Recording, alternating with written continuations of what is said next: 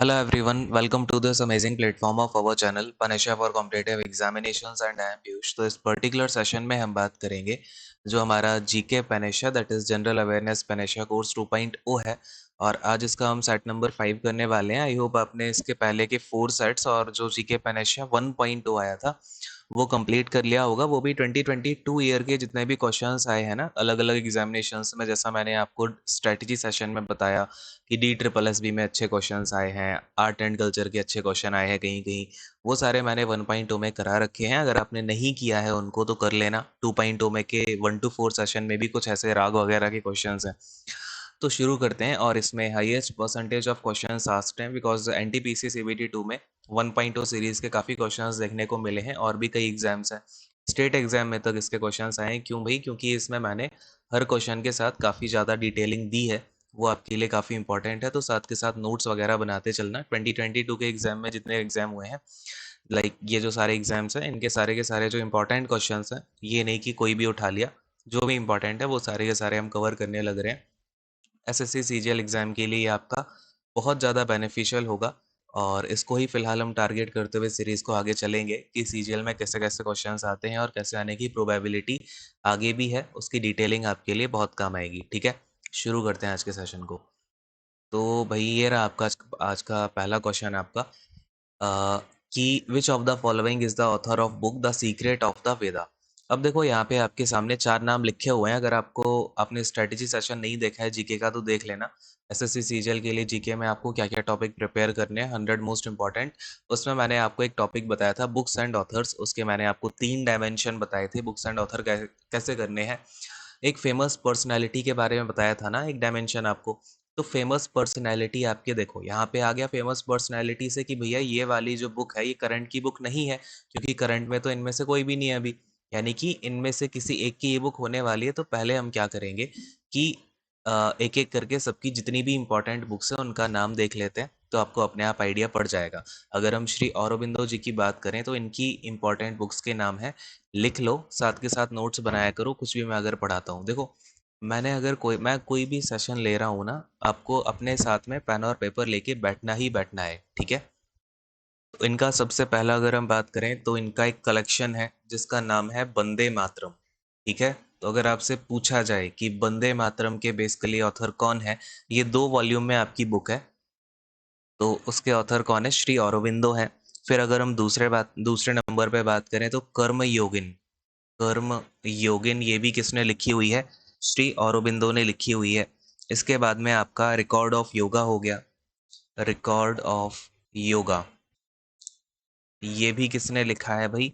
ये भी अपने श्री औरोबिंदो जी ने लिखा हुआ है। इसके बाद में आपका the secret of Veda, the secret of Veda. तो अब आपको समझ में आ गया होगा कि भाई सीक्रेट ऑफ वेदा किसने लिखी हुई है? श्री औरोबिंदो ने जी ने लिखी हुई है। इसका राइट आंसर तो ऑप्शन नंबर 1 ही हो जाएगा फिलहाल। और देखते हैं तो आपका the hymns to the mystic fire, hymns to the mystic fire. ठीक है? ये भी किसने लिखी हुई है? श्री औरोबिंदो जी ने लिखी हुई है। इसके बाद में आपका आता है एसेज ऑन गीता। ठीक है? गीता के ऊपर कुछ एसेज हैं। अगर आपसे पूछा जाए एसेज ऑन गीता ये किसने लिखा है? एसेज ऑन गीता तो ये भी श्री औरोबिंदो जी ने लिखी हुई है।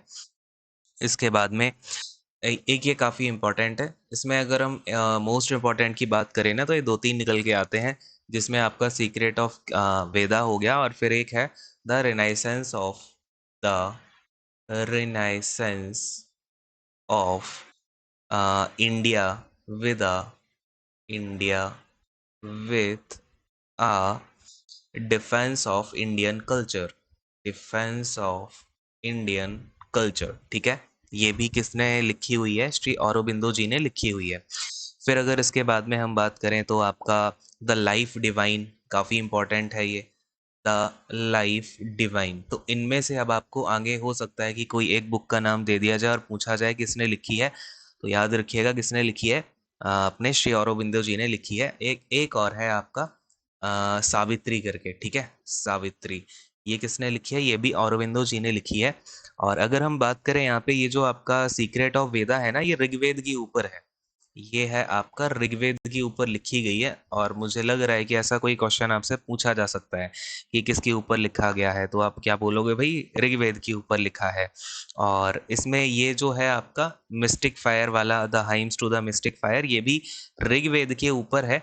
लेकिन इसमें जो काम किया गया है वो ऋग्वेद में ना फायर के ऊपर कई सारे हाइम्स हैं, तो उसको उठा करके इन्होंने ये लिखा है the hymns to the mystic fire. ठीक है, तो ये तो आपकी बुक्स हो गई श्री अरबिंदो जी की। अब अगर हम बात करें कि एनी बेसेंट ने यहाँ पे कौन-कौन सी बुक लिखी हुई है। अच्छा, पता है ना, एनी बेसेंट ने भी यहाँ पे हमारी आज़ादी में काफ़ी अच्छा हिस्सा लिया है। जो बीएचयू है, बनारस हिंदू यूनिवर्सिटी, इसकी वन ऑफ द फाउंडर रही हैं। कौन? एनी बेसेंट जी। इनकी अगर बुक क्या है, एक इनका न्यूज़पेपर है जो कि अक्सर एग्जाम में पूछा जाता है। डेली न्यूज़पेपर था जो इन्होंने निकाला था, न्यू इंडिया नाम से। ठीक है, तो याद रखिएगा, न्यू इंडिया ये न्यूज़पेपर था, एक डेली न्यूज़पेपर था। तो ये किसने निकाला था? एनी बेसेंट ने निकाला था। ये एक याद रखना, क्वेश्चन ये वाला कई बार पूछा गया है। और एक इनकी एक वीकली न्यूज़पेपर या वीकली मैगजीन कह लो, ये भी आती थी इंडिया नेशनल मूवमेंट को लेकर के। तो ये था द कॉमन व्हील करके। द कॉमन व्हील एक्चुअली में ना इन्होंने कई सारी बुक्स लिखी हैं, जैसे द ऑकल्ट ऑफ केमिस्ट्री करके लिखी हुई है शायद एक, और एक थियोसॉफिकल सोसाइटी के ऊपर भी लिखी है। लेकिन वो हमारे पॉइंट ऑफ व्यू से इम्पोर्टेंट नहीं है, क्योंकि इन्होंने आयरिश नेशनल मूवमेंट में भी पार्टिसिपेट किया है ना, तो इनके कई सारी चीज़ें हैं, लेकिन हमें इंडियन पर्सपेक्टिव से याद रखना है। तो एक तो ये हो गया, और न्यू इंडिया वाला आप याद रखोगे। तो ये एक दो चीज़ें हैं जो हमें याद रखनी है। फिर आपका the future of Indian politics, ये भी एक्चुअली में एनी बेसेंट ने ही लिखी है। कई कई जगह ये वाला क्वेश्चन पूछ लिया जाता है, तो आपको यही दो तीन याद रखने हैं। अच्छा, ये तो पता है ना कि आपने जो एनी बेसेंट हैं, इन्होंने होम रूल लीग को भी फाउंड किया था इंडिया में। एक तो अपने इसमें वो थे बाल गंगाधर तिलक जी, बाल गंगाधर तिलक, बाल गंगाधर तिलक। इनके साथ में एनी बेसेंट ने मिलकर के होम रूल लीग की स्थापना की थी 1916 में। ठीक है, कब की थी? 1916 में। तो ये भी आप याद रखिएगा। एक दूसरी बात यह है कि एनी बेसेंट को श्वेता सरस्वती बोल के भी बुलाते थे, श्वेता सरस्वती। ठीक है, तो याद रखना कि श्वेता सरस्वती किसका दूसरा नाम था, तो एनी बेसेंट का ही यहाँ पे दूसरा नाम से यहाँ पे इंडिया में बुलाते थे। फिर अगर हम स्वामी विवेकानंद जी की बात करें, तो आई होप इनके तो काफ़ी सारी बुक्स आप लोगों को ऑलरेडी पता ही होंगी, जैसे कि आपका राजयोग हो गया, ज्ञान योग हो गया, है ना। ये तो आप सभी को पता ही होगा यार। अ, तो ये मैंने चारों लिख ही दिए हैं यहाँ पे। ये आपके चार योग हैं जो कि स्वामी जी ने बताए थे, स्वामी विवेकानंद जी ने, राजयोग, ज्ञान योग, कर्म योग, भक्ति योग, जिसमें से ज्ञान योग और कर्म योग आप सभी को पढ़नी चाहिए। इवन कर्म योग तो आपको अभी अगर टाइम मिले तो इसको धीमे धीमे पढ़ना स्टार्ट कर ही सकते हो। फिर इसके बाद में विवेकानंद जी ने पावर ऑफ माइंड लिखी है। ये देखो, पावर ऑफ माइंड लिखी है। और एक इनकी इंपॉर्टेंट बुक आती है जो क्वेश्चन भी इसके अक्सर पूछे जाते हैं, meditation and it's methods, meditation and it's methods. ठीक है, ये याद रखना। राइटिंग मेरी बहुत अच्छी है, अगर समझ नहीं आ रहा तो मेरे वर्ड्स को सुनो। अब इसके बाद में अगर हम जय कृष्ण मूर्ति की बात करें, बट उससे पहले यार एक दो चीज़ें और लिख लो स्वामी विवेकानंद जी के बारे में ना। सीजीएल में ही एक क्वेश्चन पूछा गया था 2020 में, अगर आप देखोगे सीजीएल 2022 24 अगस्त 2021 का शिफ्ट 2 का क्वेश्चन है ये, कि जो स्वामी जी हैं इन्होंने एक वेदांत फिलॉसफी पे वहाँ पे अपना भाषण दिया था शिकागो में। कॉन्फ्रेंस ऑफ वर्ल्ड रिलीजन जो हुई थी, शिकागो में हुई थी। ठीक है, ये बात तो सबको पता है, लेकिन कौन से ईयर में हुई थी, ये क्वेश्चन आपका आ चुका है, तो याद रखिएगा 1893 में ये आपकी कॉन्फ्रेंस हुई थी। बहुत अच्छे से याद रखना, ठीक है। ये क्वेश्चन आपका अगेन रिपीट हो सकता है। और दूसरा आपका, आपको पता ही है कि स्वामी विवेकानंद जी के लिए एक स्मारक बनवाया गया जिसका नाम है Vivekananda rock memorial, rock memorial बनवाया गया। तो ये कहाँ पे है? तो ये है आपका कन्याकुमारी में। ठीक है, कहाँ पर है भाई? कन्याकुमारी में।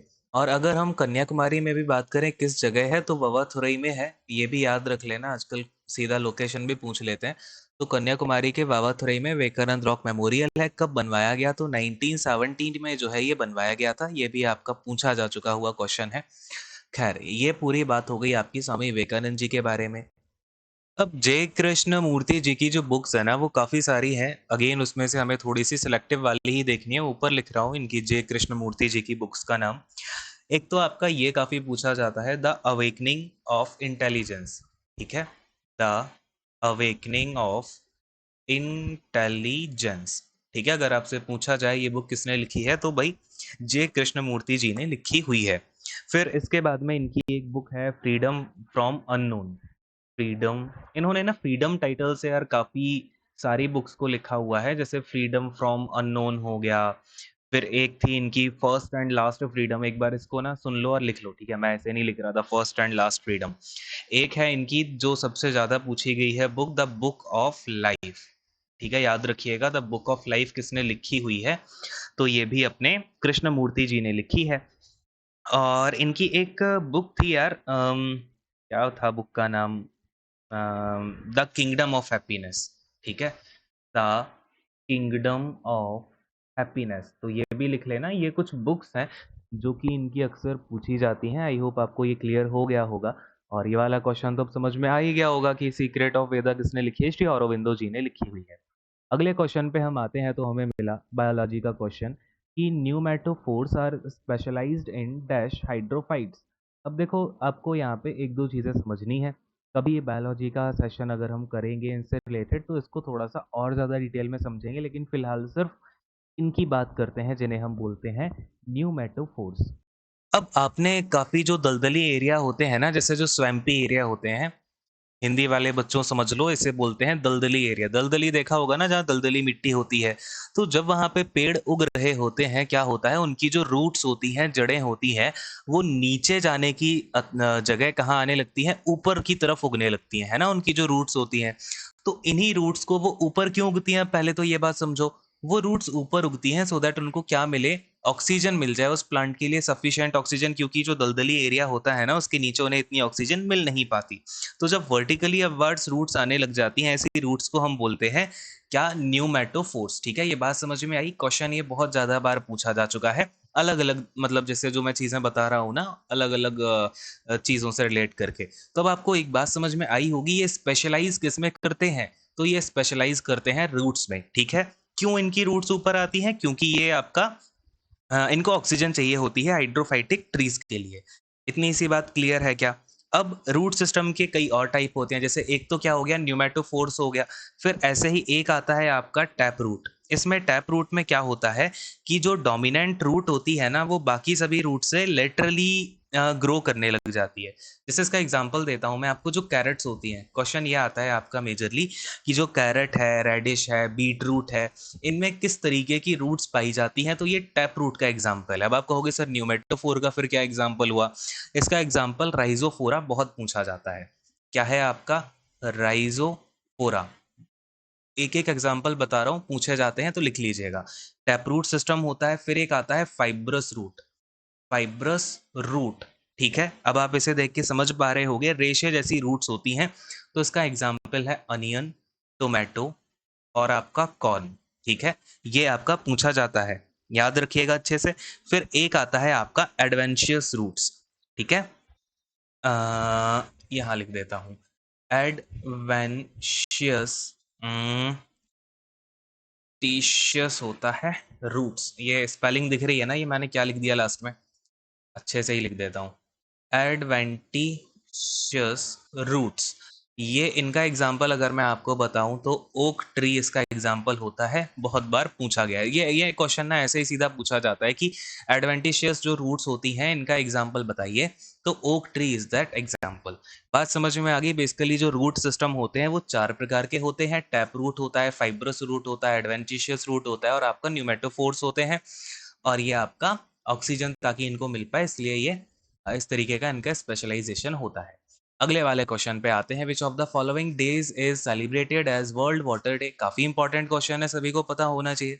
तो हम विश्व जल दिवस मनाते हैं 22 मार्च से, 22 मार्च को हर साल क्वेश्चन ये भी पूछा जा सकता है, बिकॉज देखो वर्ल्ड वाटर डे क्या है, यूएन ने डिक्लेयर किया है, काफी इंपॉर्टेंट भी है आज के टाइम पे, तो इसके बारे में कई सारी चीजें आपको पता होनी चाहिए। जैसे कि ये आपका कब से स्टार्ट हुआ, तो ये स्टार्ट हुआ 1993 से मनाना इसको स्टार्ट किया गया। एक बात और याद रखना बच्चों, यहाँ से एक क्वेश्चन पूछा गया है कि ये जो वर्ल्ड वाटर डे है किस सस्टेनेबल डेवलपमेंट गोल से रिलेटेड है, तो याद रखिएगा कुछ यूएन ने सस्टेनेबल डेवलपमेंट गोल निकाले हुए हैं, तो ये आता है सस्टेनेबल डेवलपमेंट गोल नंबर 6 में। कौन से में आता है? 6 में आता है, जो क्या स्टेट करता है कि water and sanitation for all by 2030। तो ये कुछ ऐसे एग्जाम्पल्स हैं जो आपको याद रखने हैं। एसडीजी ना आपका पूछा जा रहा है एसएससी सीजीएल में या फिर एनटीपीसी का एग्जाम हो गया, तो उसमें आपसे पूछ ले रहे हैं कुछ कुछ आपके फिक्स एसडीजी हैं। जैसे 6 में क्या आ जाता है? वाटर सैनिटेशन आ जाता है। ऐसे अगर आप एसडीजी नंबर 3 देखोगे तो इसमें आपका हेल्थ से रिलेटेड आ जाता है। तो ऐसे कुछ एसडीजीज हैं जो कि आपको अपने माइंड में रखने ही रखने हैं। आप कहो तो मैं अभी बता देता हूँ सारे, एक एक करके अभी लिखा देता हूँ, ठीक है? बात का क्या ही वेट करेंगे। एक तो सबसे पहले वाटर का मैं आपका निपटा देता हूँ। एक कहानी और है वाटर की, कि आपसे ये क्वेश्चन पूछा जाएगा, international decade for action on water, action on water for sustainable development, for sustainable development. ये कौन सा डिकेड है, यानी कि कौन से 10 वर्षों का वो समय है जो कि इंटरनेशनली हमने डिसाइड किया है कि हम वाटर का जो सस्टेनेबल डेवलपमेंट है उस पर एक्शन के लिए यूज करेंगे। ये यूएन ने यहाँ पे डिफाइन किया हुआ है, तो ये है आपका 2018 से लेके 2028 तक का टाइम पीरियड। याद रखोगे बच्चों अच्छे से? फिर एक, अच्छा चलो यार, ये एक क्वेश्चन भी हो सकता है आपसे पूछ लें, बट काफी पुराना हो गया है। International year of cooperation in water sphere, cooperation in water sphere, ये कौन सा ईयर था? तो ये ईयर था आपका 2013, यानी कि 2013 का। ये कहानी है आपकी फिलहाल वाटर के ऊपर। अब हम बात कर रहे थे किसकी? हाँ, एसडीजीज कौन कौन से होते हैं, कौन से नंबर पे, एक बार देख लेते हैं। तो सबसे पहले आपके टोटल सस्टेनेबल डेवलपमेंट गोल है कितने? 17 है, ठीक है? 17 है, जिसमें से आपको स्टार्टिंग के एटलीस्ट 8-9 तो पता होने चाहिए। यहाँ से क्वेश्चंस आ चुके हैं, ठीक है? सीजीएल 2020 हाँ 2020 वाला पेपर उठा के देखोगे तो उसमें आपको दिखेंगे सस्टेनेबल डेवलपमेंट गोल से डायरेक्ट क्वेश्चंस आए हैं कि कौन से नंबर पे कौन सा है। अब देखो भैया, पहला आता है नो पॉवर्टी। सबसे पहले क्या नहीं होनी चाहिए? No poverty. और ये सारे के सारे गोल हम 2030 में कंप्लीट करने के लिए टारगेट कर रहे हैं, ऐसा यूएन का प्रपोजल है। नो पॉवर्टी हो गया, फिर आपका जीरो हंगर हो गया, ठीक है? यानी कि सेकंड नंबर पे हम बात करते हैं जीरो हंगर की। थर्ड नंबर पे हम बात करते हैं good health and well being की, वही जो आपका हेल्थ से रिलेटेड अभी मैंने आपको बताया था, वेल बीइंग की। फिर आपका फोर्थ नंबर पे आ जाता है क्वालिटी एजुकेशन की, यानी कि जो एजुकेशन की बात है वो आपका कौन से गोल में हम कर रहे हैं, तो फोर्थ वाले में। फिर फिफ्थ नंबर में आ जाता है आपका gender equality, gender equality, gender equality हो गया। फिर आपका सिक्स्थ नंबर पे आ जाता है क्लीन वाटर एंड सैनिटेशन, वही मैंने जो ऊपर आपको बताया भी था। और इसके अलावा, अच्छा ऊपर मैंने एट्थ तो नहीं करा दिया, हाँ सिक्स्थ ही था। सिक्स्थ वाला यही है, ये देखो ऊपर लिखा है ना, water and sanitation for all by 2030, तो फिर से नहीं लिख रहा हूँ। सेवंथ नंबर पे आपका जो सस्टेनेबल डेवलपमेंट गोल है ये है अफोर्डेबल एंड क्लीन एनर्जी, यानी कि हमने यहाँ पे फोकस करा है बेसिकली ग्रीन एनर्जी पे। क्वेश्चन आता है कि ग्रीन एनर्जी कौन से सस्टेनेबल डेवलपमेंट गोल में है? Decent work and economic growth, decent work and economic growth आता है आपका एट्थ नंबर पे। फिर नाइन्थ नंबर पे आते हैं आपके triple I, that is industry, industry, फिर इनोवेशन, इनोवेशन और इंफ्रास्ट्रक्चर, ठीक है? ये ट्रिपल आई जो है वो है आपके 9 में, इंफ्रास्ट्रक्चर। इसके बाद है आपका अगर हम 10th नंबर की बात करें तो reduced in equalities, reduced in equalities, in equalities. ये मैंने 10 लिखा दिए, इन 10 को याद कर लेना, बाकी आगे के इतने ज़्यादा नहीं पूछे जाते। हाँ कुछ इंपॉर्टेंट है जो मैं लिखा देता हूँ, बाकी का एक 13 वाला आपसे पूछा जा सकता है, जिसमें हम बात कर रहे हैं क्लाइमेट एक्शन की, ठीक है। फिर इसके बाद में आपका एक एक क्या पूछा जाएगा, 16th वाला पूछा जा सकता है, piece justice and strong institutions. ठीक है, तो ये भी आपके लिए इम्पोर्टेंट है। देखो राइटिंग मेरी बहुत अच्छी है, किसी ने अगर कमेंट करा सर राइटिंग समझ नहीं आई, ये नहीं आया, वो नहीं आया, फलाना ढिमका, तो उसको वहीं उल्टा लटकाऊंगा। ठीक है, ये याद कर लेना, चलो छोड़ो, इतने याद कर लेना, that is enough for you for sustainable development goal. अच्छा ये मैंने बता दिया क्या, आपका वाटर डे की बात करी थी ना कि 2022 का जो हमने वर्ल्ड वाटर डे मनाया, इसका थीम क्या था, तो थीम भी लिख लो यार, ये तो आपको पता होना ही चाहिए। थीम था ग्राउंड वाटर मेकिंग द, यहीं यहाँ पे बन नहीं पाएगा ना, जगह कहाँ पे है, देखो ground water making the invisible visible, invisible visible, यानी कि जो चीज आपको दिख नहीं रही है उसको विजिबल बनाते हैं। ग्राउंड वाटर जो आपका नीचे जाता जा रहा है उसको ऊपर लाने का प्रयास करेंगे। ठीक, ये बात हो गई, ठीक ठीक बातें समझ में आने लगी। अगर ये पूछा जाएगा पहली बार कब मनाया गया, तो भैया 1993 में मनाया गया था। और क्या याद रखोगे, अच्छा यूएन के सेक्रेटरी जनरल का नाम पता है क्या, यूएन के सेक्रेटरी जनरल का नाम है एंटोनियो ग्यूटरस, ठीक है। और क्या याद रखोगे, आपका यूएन कब बना था, फॉर्मेशन कब हुआ था यूएन का, तो भैया 1945 में हुआ था, इसकी तो डेट भी पता होनी चाहिए, 24 अक्टूबर 1945। तो छोटी मोटी बातें हैं, जब भी आपके सामने आए तो आपके माइंड को क्लिक होना चाहिए कि अगर मैंने यूएन की बात करी तो यूएन से रिलेटेड क्या क्या फैक्ट हैं वो मेरे माइंड में फटाफट से आ जाए। अब भाई क्या बात है, who among the following Rajput ruler defeated Mohammad Ghori in the first battle of Tarain. अब यार ये तो क्या ही है, बताओ फटाफट से इसका राइट आंसर क्या होगा। तो भाई हमारे पृथ्वीराज चौहान ने जो है हराया था इसको, मोहम्मद गौरी को, कौन से ईयर में हुआ, लिखा ही है 1191 में हुआ था। चलो बताओ सेकंड बैटल ऑफ तराई कब हुआ था। हम्म देखो, अब एक एक करके हम सारे कुछ इंपॉर्टेंट बैटल्स की बात करेंगे, तो देखते जाओ भाई। 1190 आपका वन में तो क्या हुआ कि पृथ्वीराज चौहान ने मोहम्मद गौरी को हरा दिया, लेकिन 92 में होता है सेकंड बैटल ऑफ तराई, जिसमें कि मोहम्मद गौरी जो है वो हरा देता है पृथ्वीराज चौहान को। फिर इसके बाद 1526 में, अब देखो लिखते जाना इसको, 1526 में होता है आपका पहला बैटल ऑफ पानीपत। क्या होता है भाई, फर्स्ट बैटल ऑफ पानीपत होता है, जिसमें आपका बाबर हरा देता है इब्राहिम लोदी को। अब मैं जो बोल रहा हूँ उस पर ध्यान दीजिएगा, क्योंकि मैं थोड़ा शॉर्ट शॉर्ट में लिखता जाऊंगा, अपने नोट्स में आप लिखते जाना आराम से, इसलिए बोलता हूँ खुद के नोट्स बनाओ, दैट विल बी बेटर। फिर 1527 में ही बाबर आक्रमण कर देता है राणा सांगा के ऊपर, राणा सांगा के ऊपर, और बाबर और राणा सांगा के बीच में ये लड़ाई होती है, जिसमें कि बाबर जीत जाता है। ठीक है, जीत कौन जाता है, बाबर, 1527 में। फिर 1529 में बाबर, अब देखो यहाँ से आप देख रहे हो ना, 1526 के आगे मैं आपको बाबर के ही बैटल करा रहा हूँ, तो आपके माइंड में होना चाहिए कि भाई इब्राहिम लोदी के अगले साल ये राणा सागा से लड़ा, फिर बाबर अगले साल क्या करता है, मोहम्मद लोदी से लड़ता है 1529 में, मोहम्मद मोहम्मद लोदी से। ठीक है, वो था इब्राहिम लोदी, ये है मोहम्मद लोदी।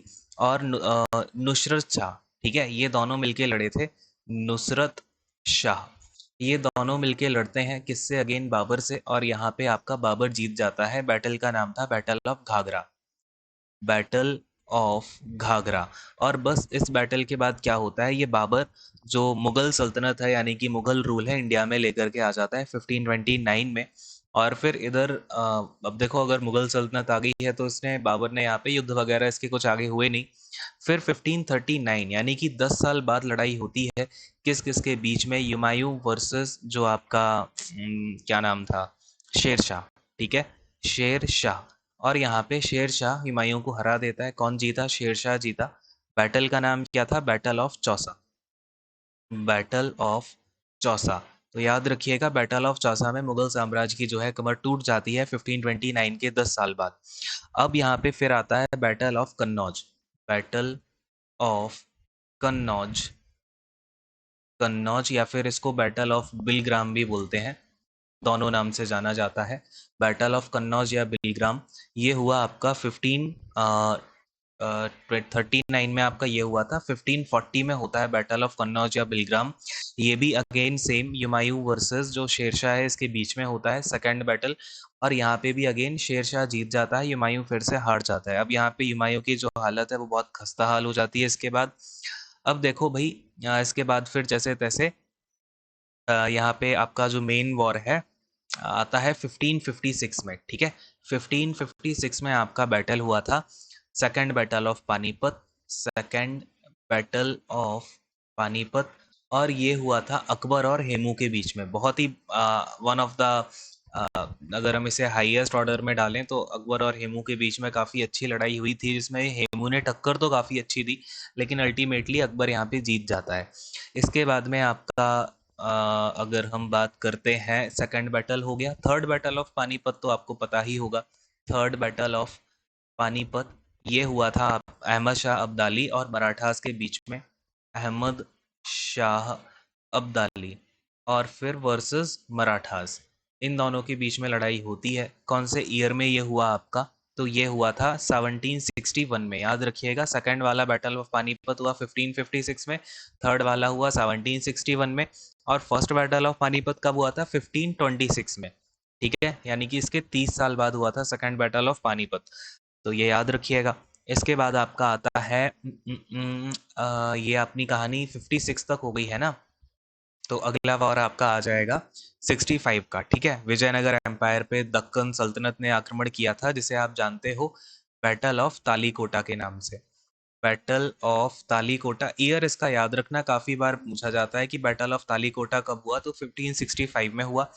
किस किस के बीच में हुआ? तो जो दक्कन सल्तनत थी, दक्कन सल्तनत वर्सेस विजयनगर एम्पायर। अब मुझे आप कमेंट करके ये बताओ कि विजयनगर एम्पायर के जो फाउंडर थे उनका नाम क्या था, ठीक है, बताइएगा ये आप मुझे। इसके बाद में अगर आपका इम्पोर्टेंट वार की बात करें तो बैटल ऑफ सामूगढ़ हो जाता है, जो कि 1658 में हुआ। बैटल ऑफ सामूगढ़, सामूगढ़, ठीक है। बैटल ऑफ सामूगढ़ ये हुआ था अपना 1658 में, और औरंगजेब और दारा शिकोह के बीच में हुआ था, आपको पता ही होगा। औरंगजेब वर्सेस दारा शिकोह के बीच में, और यहाँ पे अल्टीमेटली कौन जीता? जो औरंगजेब था ये जीत जाता है, ठीक है। और अगर हम अंग्रेजों की बात करें तो अंग्रेजों में आपका एक तो आपको बैटल ऑफ प्लासी तो पता ही होगा, 1757 का है, इसे लिख लो एक बार। 1757 में हुआ आपका बैटल ऑफ प्लासी, ठीक है। अब बैटल ऑफ प्लासी किस किस के बीच में हुआ था, ये पता है क्या भाई आप सभी को? ये हुआ था आपका जो सिराजुद्दौला था, सिराज उद दौला, और इसके साथ में था मीर जफर, मीर जफर। और वर्सेस किसका था? जो ब्रिटिश एम्पायर था, ठीक है, वर्सेस ब्रिटिशर्स। और यहाँ पे ब्रिटिशर्स जीत जाते हैं, और जो ब्रिटिश रूल था वो धीमे धीमे स्टार्ट हो जाता है इसी वॉर के बाद। ये डिसाइसिव वॉर था। और एक बैटल ऑफ वंडी वॉश है, याद रखना, ये रिसेंटली काफ़ी एग्जाम में दिखा है, बैटल ऑफ वंडी वॉश। ये बेसिकली आपका जो ब्रिटिशर्स थे और फ्रेंच लोग थे, ठीक है, इन दोनों के बीच में लड़ाई होती है बैटल ऑफ वंडी वॉश की। और ये 1760 में हुआ था। बेसिकली क्या है, जो कार्नाटिक वॉर्स थे ना, ब्रिटिशर्स और फिर फ्रेंच के बीच में, ये पूरा बैटल ऑफ वंडी वॉश तीन, अगर आप देखोगे ना इसका टाइम पीरियड, अगर ये ना 7 साल बेसिकली इनकी लड़ाई चली।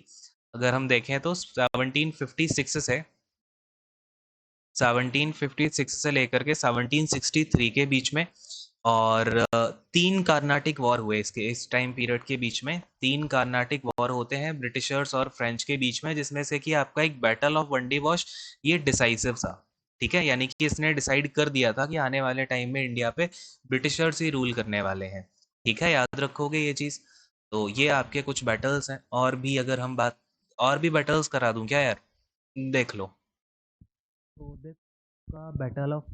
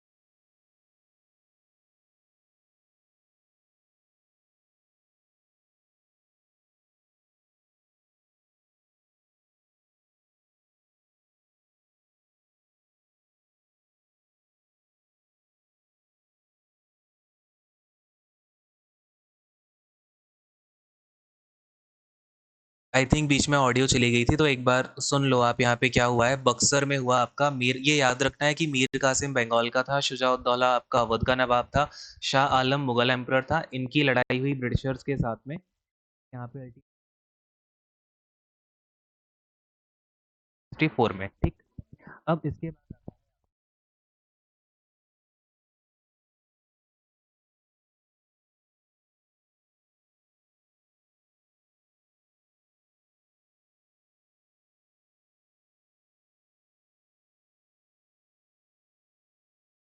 तो सामने थे ब्रिटिशर्स, और पहला वाला जो एंग्लो मैसूर वॉर था यहाँ। फिर आता है आपका सेकंड वाला एंग्लो मैसूर वॉर। ये भी अगेन किसके बीच में होता है, तो हैदर अली, सेकंड वाले की बात, सेकंड। और यहाँ पे ना कोई भी रिजल्ट नहीं निकलता, ये क्या होता है आपका, ड्रॉ हो जाता है। यानी कि बेसिकली जो रिजल्ट होता है इसका, वो होता है कि एक ट्रीटी निकल, ट्रीटी,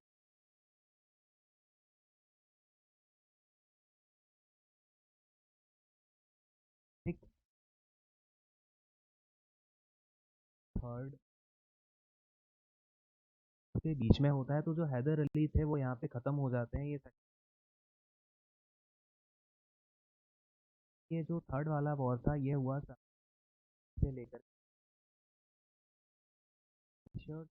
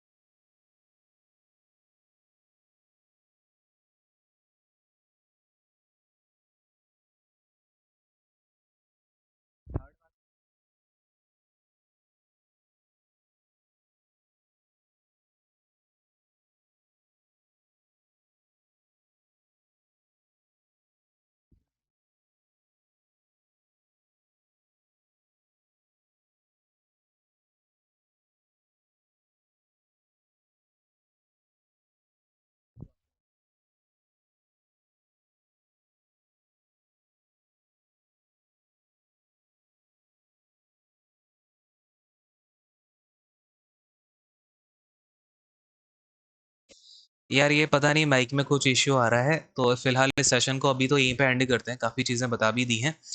अब बाकी के अगला वाला जो सेशन होगा उसमें करेंगे ये आपका लॉटरीज। सबसे पहले तो ये देखो, ये वाला क्वेश्चन 2022 में जो सीजीएल का एग्जाम हुआ इसमें पूछा गया, और ये क्वेश्चन क्यों आया ये पता होना चाहिए, तो इसके बारे में कुछ बातें करेंगे। और बाकी क्वेश्चंस को भी कवर कर लेंगे, या फिर आपको लास्ट में जो आज का ऑडियो नहीं सुनाई दिया है तो लो यार फिर से बता ही देता हूँ। कहाँ पे लिखाया था, ये लिखाया था देखो। ये मैंने बात की थी यहाँ पे आपका एंग्लो मराठा वॉर, ये फोर्थ वाला हुआ था। ये आपका जो फोर्थ वाला एंग्लो मैसूर वॉर है वो 1799 में हुआ था, ब्रिटिशर जीत गए थे, सिग्निफिकेंट नहीं है। एंग्लो मराठा वॉर की बात की है, पहला एंग्लो मराठा वॉर 75 से 82 के बीच में चला, जीते मराठास। और यहाँ पे ट्रीटी ऑफ सलबाई फॉर्म की गई, कब की गई, तो 1782 में की गई। 1803 से 05 के बीच में हुआ आपका सेकंड वाला एंग्लो मराठा वॉर, जीत गए ब्रिटिशर्स। थर्ड वाला हुआ 1817 से 19 के बीच में जीते ब्रिटिशर्स, इतना ज़्यादा सिग्निफिकेंट नहीं है थर्ड वाला, लेकिन सेकंड वाला काफ़ी बार पूछा जाता है। एंड करते हैं सेशन को। Thank you so much, God bless you all, take care and bye bye. मेरा माइक जो है बहुत ही ज़्यादा गड़बड़ करने लग गया है अभी, इसको दिखाना पड़ेगा। Bye bye.